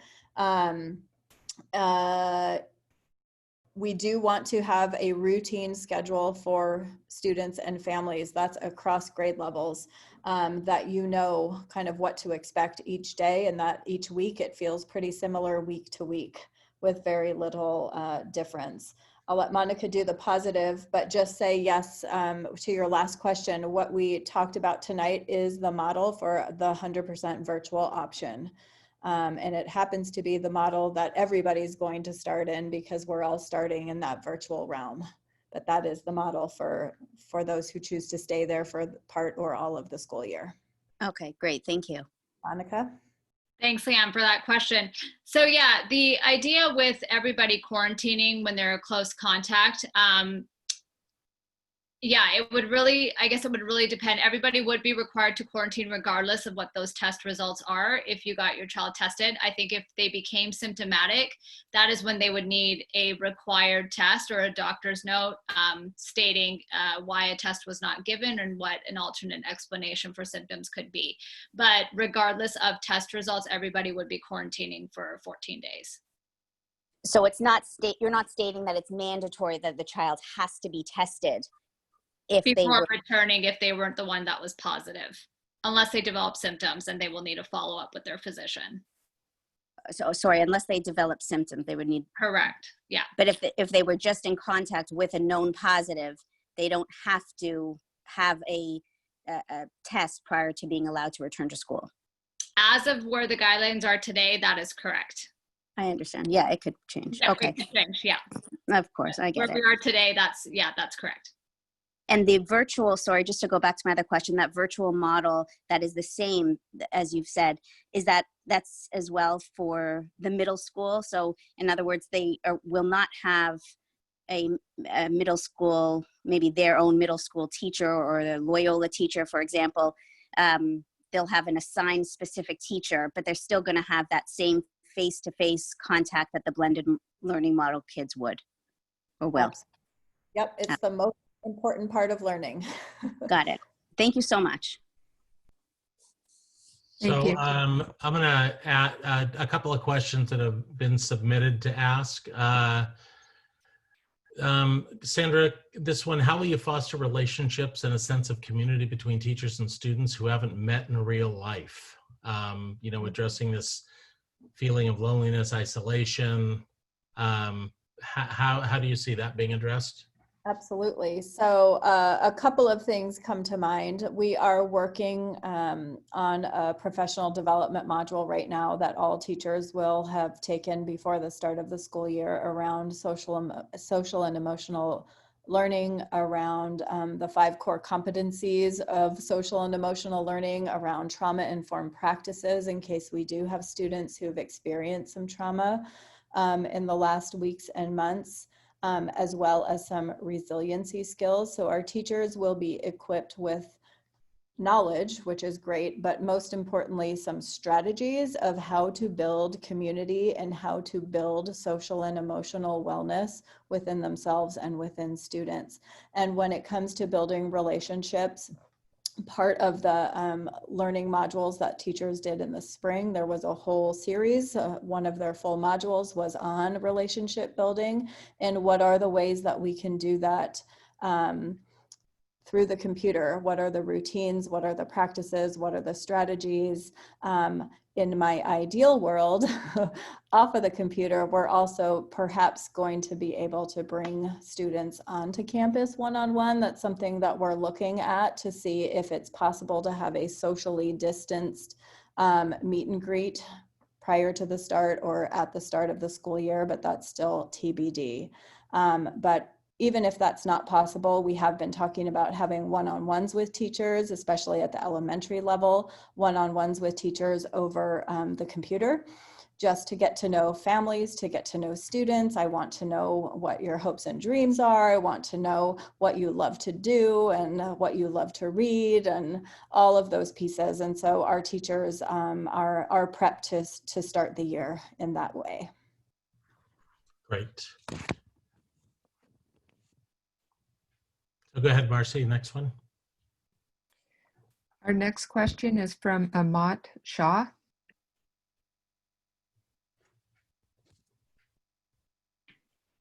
Hi, this is Minati, actually Amit's wife. Thank you so much. I really appreciate a lot of my questions actually have been answered. I do have a couple more specific questions. One was around incoming kinders, and since they don't know anybody at school, you did address the need by mentioning that the teachers might do initial introduction or a one-on-one session. However, just trying to fulfill their social emotional needs, would it be possible to do like a buddy system or have like 2 or 3 kids kind of assigned, I don't know, random or based on interest or something, and then they work more, a little bit more in projects or with buddies, just so that they feel that they're, you know, in an environment which is not completely virtual and they only know their teacher. Yeah.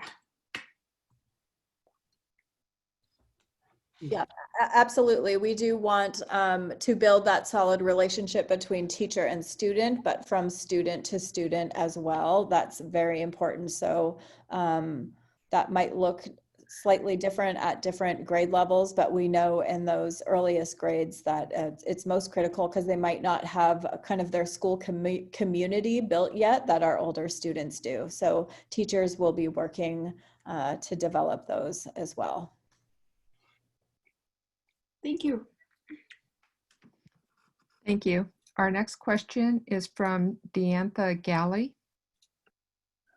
Hi, we are new to the school district, and I think you touched on this just now. Building that community, starting a virtual model. Are you working on how we can even meet with the teacher, like in the park for 5 minutes and say, hey, here's my 2nd grader, even my 5th grader too. Is that something that might be in the works before the school year? If my dreams come true, yes. Absolutely. Great, thank you. Thank you. Our next question is from Rajesh Krishnamurthy. Hello everyone. Hi, are you able to hear me? Perfect. Yes. Thanks everyone for putting this wonderful meeting, and want to thank Jennifer. We are a parent of special need and want to thank Jennifer for leading us in the right way. I have a couple of questions for Jennifer. Couple of things I wanted to clarify is when the school governor announced something about the school last week, in the end, he also spoke about something saying school districts needs to be flexible for the special need kids, and if the kids are not able to do distance or virtual learning, they need to be provided with resources and things that they will benefit from. So I wanted to understand that part more clearly, how we are going to use the term flexibility and provide appropriate resources for the kids to get better results. And then I do have a couple of other questions. Behavior services are considered essential services, and essential workers can go to safe place like child safe place like childcare or daycare facilities or anywhere like that and provide services. So I wanted to know why those services which are even deemed essential our kids are not getting. And the third part I wanted to ask is how are we going to track the progress of the kids? Because for the other kids, I heard the teachers will be tracking from Google and all that, but our kids will not be able to do with Google and other things. So how are we going to be accountable for their progress? And also last time when the special education was happening in the spring, we only got video modeling from the teachers and speech therapist and everybody. Just in the morning circle time, everybody were present. And even if there was an in-person, it was only a consult. So do you expect us to become everything? Or do you expect the kid to just watch the video and become what you're expecting to become? We just don't understand. So we definitely wanted a clear program sent to us. And we just left these things. And my son is an AAC user. And I'm not an AAC user, but the speech therapy has a degree in it who needs to be teaching my son, and it's essential for him. He needs to learn to communicate. So we have completely left out, And it's great that teachers say, don't push your kid if he doesn't want to come and sit in front of computer. But then if he doesn't sit and learn, or it's going to be a longer price we are going to pay. So we felt we are unheard. So we really wanted to understand what resources the school district is going to provide, because the governor said the resources need to go and there's no shelter in place. Essential services need to be provided. There's speech therapist and whatever it is, we just cannot, teachers or whatever it is, there is no, whenever we come for IEP, you guys say, right, have a scientifically proven system we need to follow for your kid. There's no scientifically virtual learning that's proven for our kids. So how are you going to do it? Can we let Ms. Kiker respond? I know it's a lot of questions, but yes, we need answers.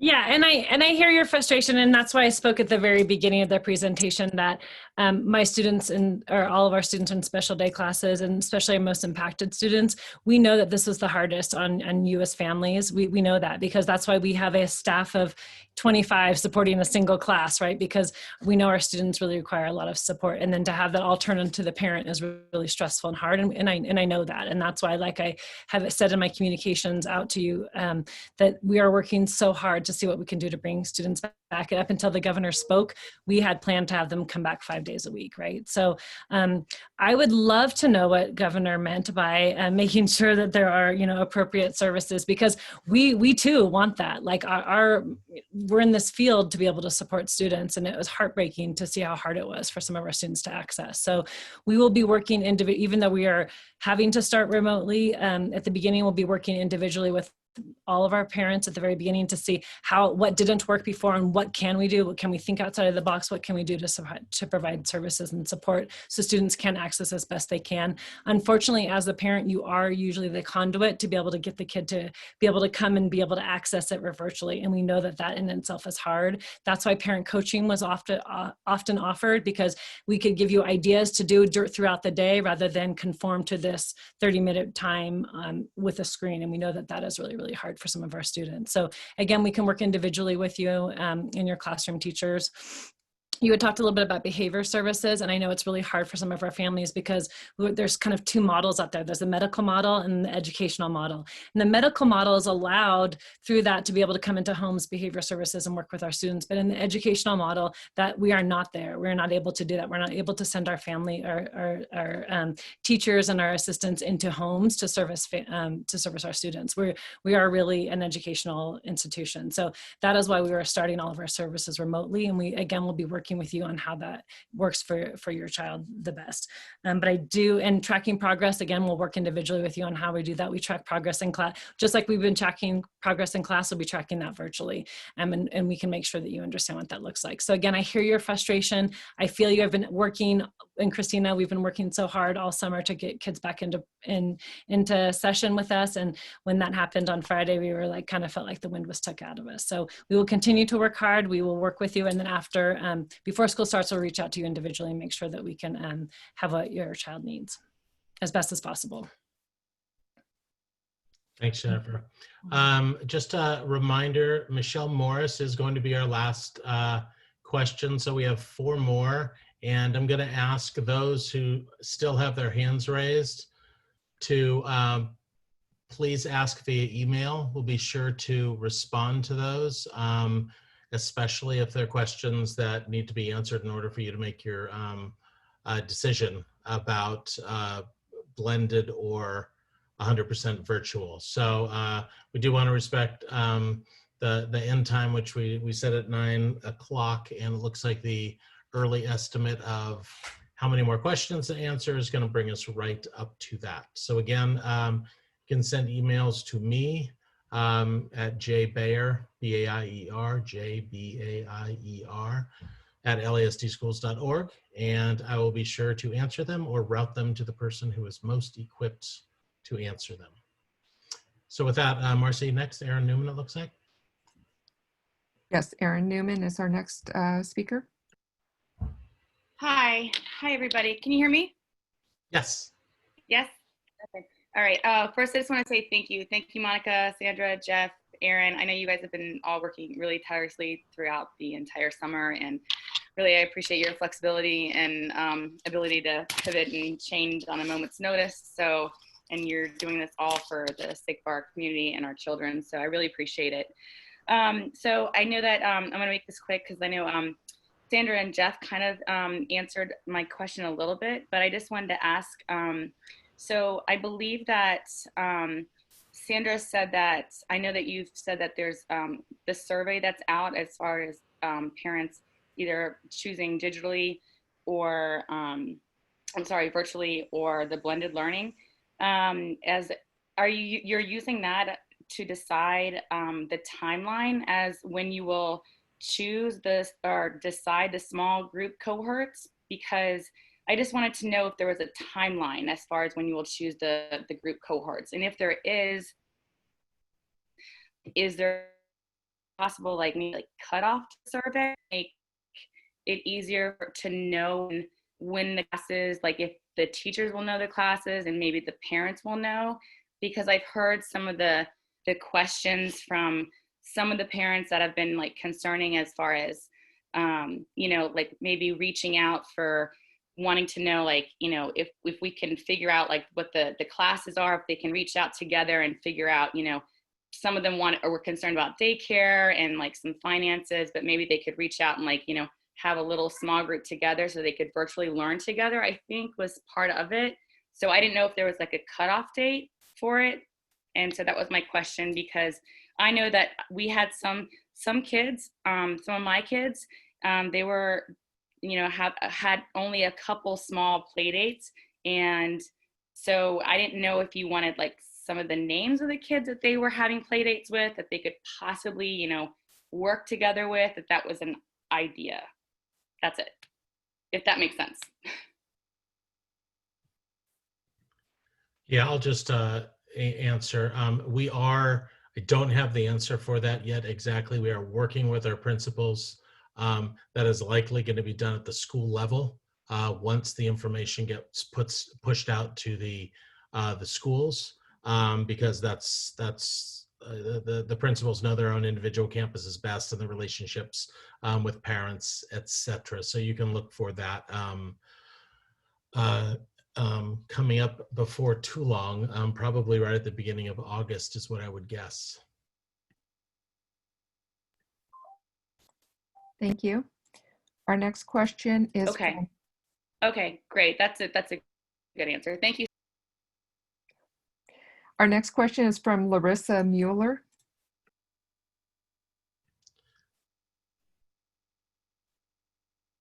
Larissa, before you start, I just want to make clear again, in case folks didn't understand, Michelle Morris is going to be our last speaker. So Stephen Terlizzi, Maya, Sharon, Oslam, Kalini, Carrie, Alexandra Niederauer, Ildiko Balint, Christina Sell, Elisa Pasquale Trevino, Arthi K, Ju Maru, Uma, Amy Lee, Shira Ariel, Kavya, Jackie Chow, Diana, Julie Volkert, and Junshik Shin.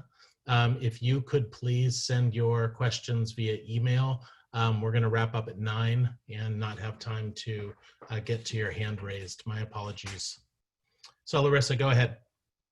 Yeah, well, thank you for answering a little bit about the pods and relationships and so on. Just wanted to make the comment that having done some virtual online summer camps, new friendship building through virtual really doesn't happen. It's not an effective medium for this. So part of in addition to these pods and so on, I was curious whether there will be some attempt to maybe maintain the same class. I know normally every year we try to mix new classes so all the kids get to know everyone.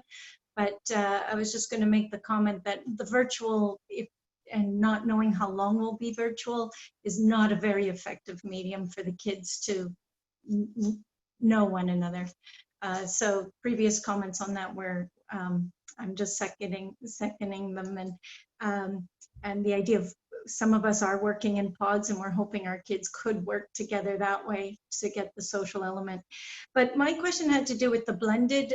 It's not clear to me if they're in this blended, so they're in the Monday, Tuesday, and then they're home Thursday, Friday, or vice versa.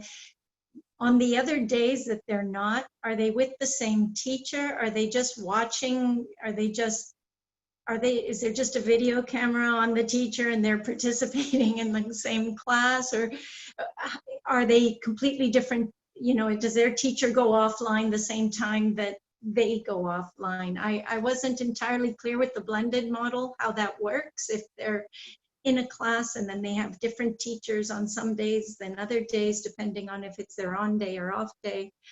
So a little more explanation of how the blended works for continuity and who they're working with. And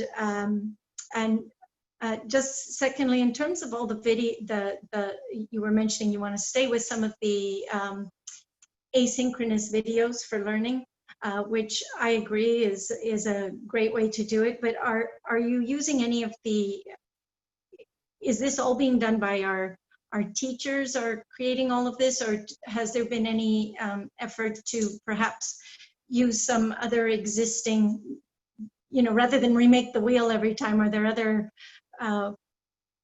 models, other videos out there that they could be watching so our teachers have more time to spend with one-on-one with the kids who need help? Sandra, that one was set up for you.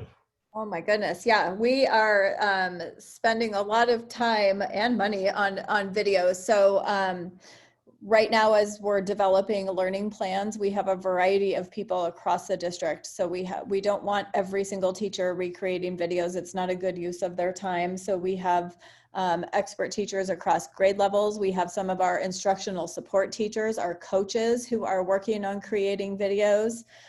We are using some pre-existing, so the science that you will see this coming year uses some created videos through Mystery Science, if you know Mystery Doug, perhaps. And then our English reading and writing and phonics videos are coming from Teachers College at Columbia University back in New York, and they are from their expert staff developers. So teachers or students will see sometimes their own teacher, sometimes another expert teacher, but there should be some consistency within a particular unit. It's not like every day there's going to be a different teacher who's instructing them.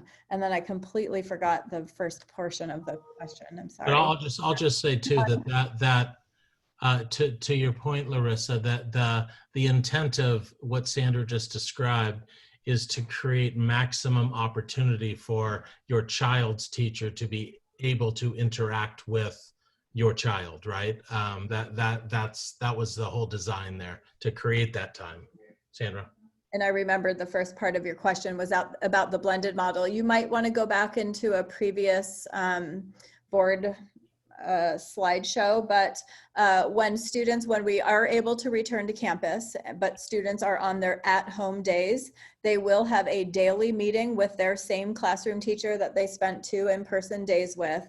And then in addition, they will have some live meetings with those special teachers, maybe your PE teacher or your music teacher or a live art docent lesson.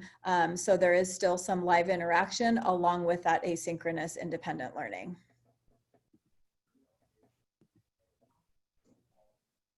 Thank you. Our next question is from Amy Wang. Hi, can you guys hear me? I just want to say thank you.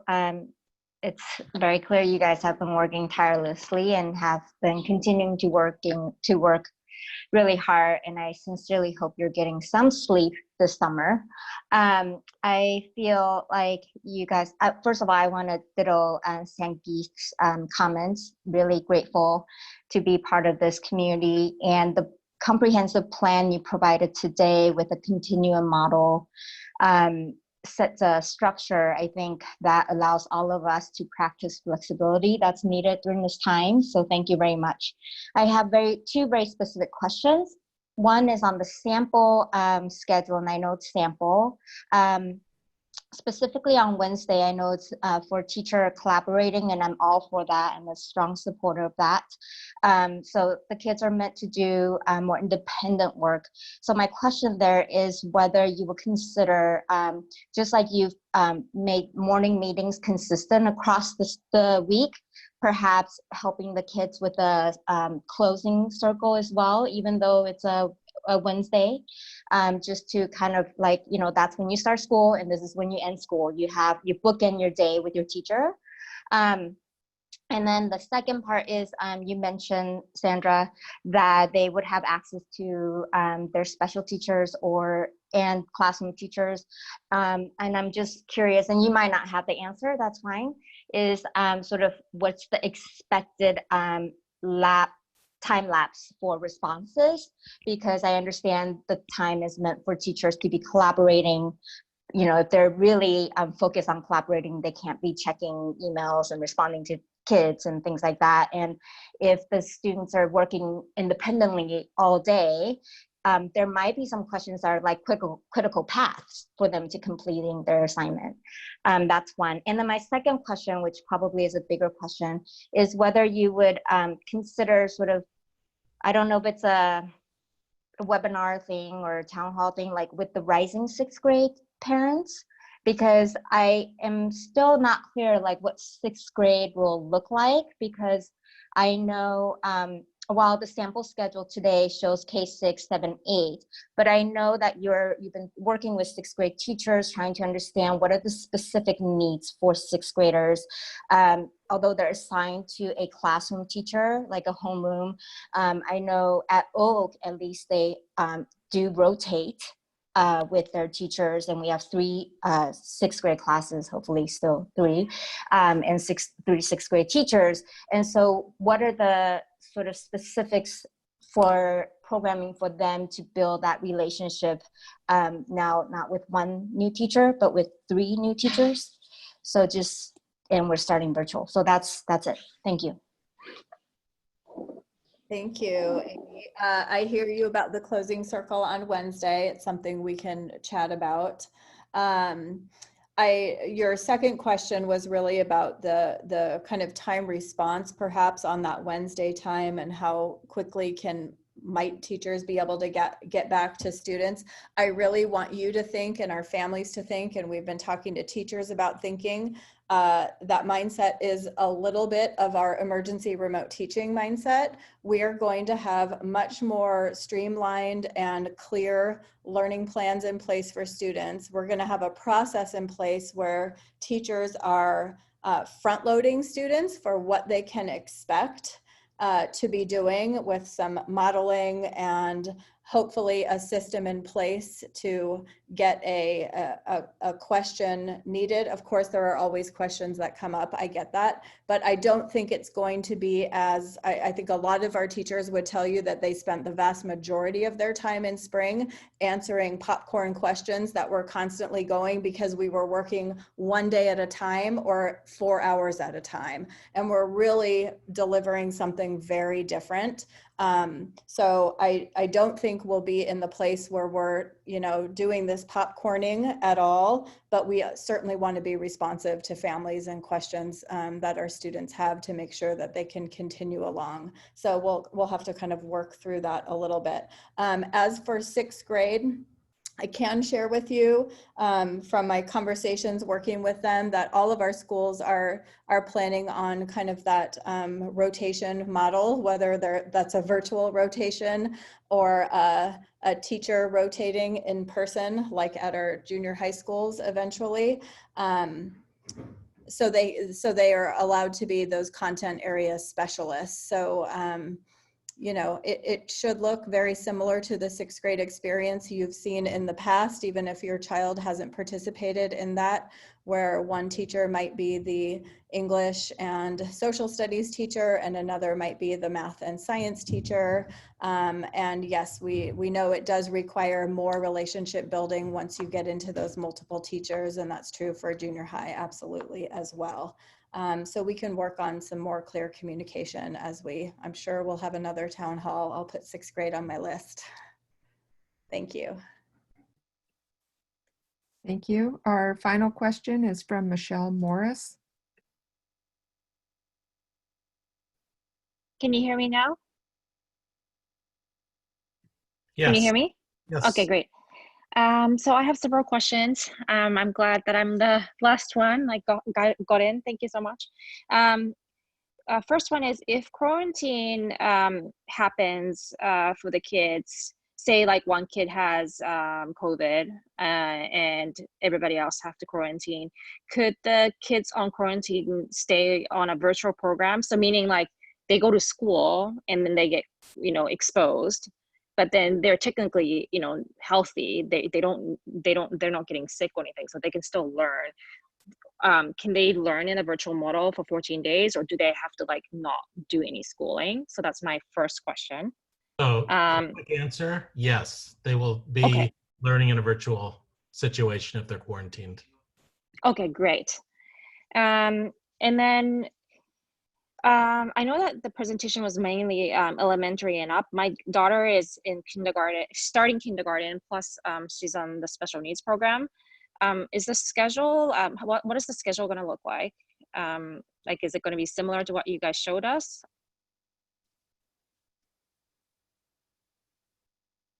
I'll answer that, Michelle. It is going to look different because it's going to be probably a lot more individualized for the students in your daughter's classroom. Okay, that sounds okay. And then if you guys can communicate the schedule early on so that, we can start scheduling ourselves as well, that'd be great. Absolutely. We plan on doing that in alignment Great. with our general education counterparts. Absolutely. Great. And then to echo the other parent about social groups, like, for special needs kids too, it's really important. Like my daughter really needs social interaction, and, otherwise she'll start regressing even more and she really needs to learn the social skills. So can you guys please consider doing some sort of social groups for small, for special needs kids in kindergarten as well? And I'll say that our behaviorists are working on how we can facilitate those types of groupings as well. Oh, perfect. Okay. And then if you can also consider, like, because for us, like, group virtual lessons didn't work at all. Like, it just wasn't really working for my daughter. If you guys can consider like doing one-on-ones more with teacher, because with special needs kids, it's just so hard for her to focus. So I agreed, and that's why you'll probably have more of an individualized schedule for your daughter this coming. Okay, great. And then I have two more things. So one is, I know that like once we're off the watch list, you guys said that the turnaround time is a few weeks. Is there any way that like if like one of the services can come on earlier, because for special needs kids it's so important to get something? Do we really have to wait like 4 or 5 weeks for us to go back, and then it goes back on the watch list, and then we have to wait for another 4 weeks? Like, I just wanted to know like if there's any ways to escalate that process. Right. Accelerate so that what I would process. say, Michelle, is that it is why special needs students are one of the groups on our priority list, right? Okay, So that great. they are at the top of the queue. Okay, perfect. And then my last question is,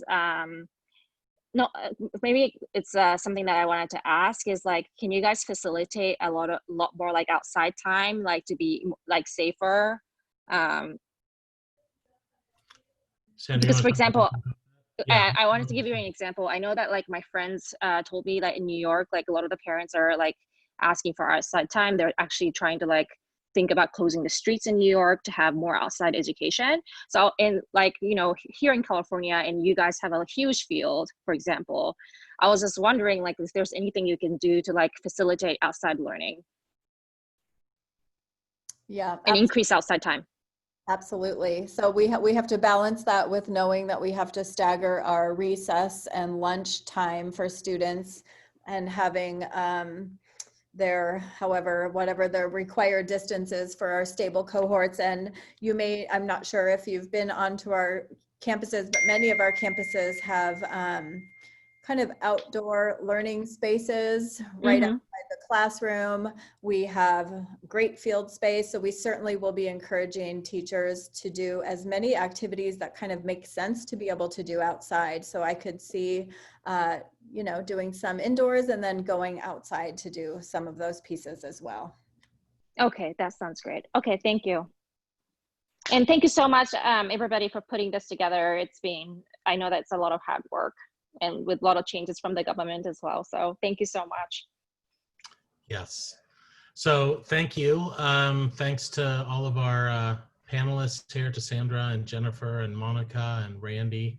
Marcy, thanks for facilitating. And I want to thank the parents for attending, right? 400 is a pretty big number. It's a lot of people here and very interested, understandably, in the future of their kids' education. And hopefully it was communicated through the presentation and the responses you heard that it's something we take very seriously and realize you entrust us with a tremendous responsibility. And I can tell you our teachers are willing, ready, and interested to do everything they can to teach your kids while, balancing safety, because we know, at the top of the list, education is up there, but ultimately the safety of your children and that they return home safe each day trumps all of that. So thank you for coming tonight. There will be more information flowing without a doubt in the next 27 days before the start of school. I would say you will continue hearing from the district level, but you'll begin hearing from your school sites as well, more and more. Big thanks to our principals. I know some of them are on the line who are working through the summer as well, which typically isn't part of what they do. So thank you for that as well. All of us do have our eye on the ball of getting school started as safely as we can. So thank you again, and we appreciate you being here, and have a good night. Those who didn't get their questions answered, please be sure to email, and we'll get those turned around as quickly as we can. Thank you, and have a good night.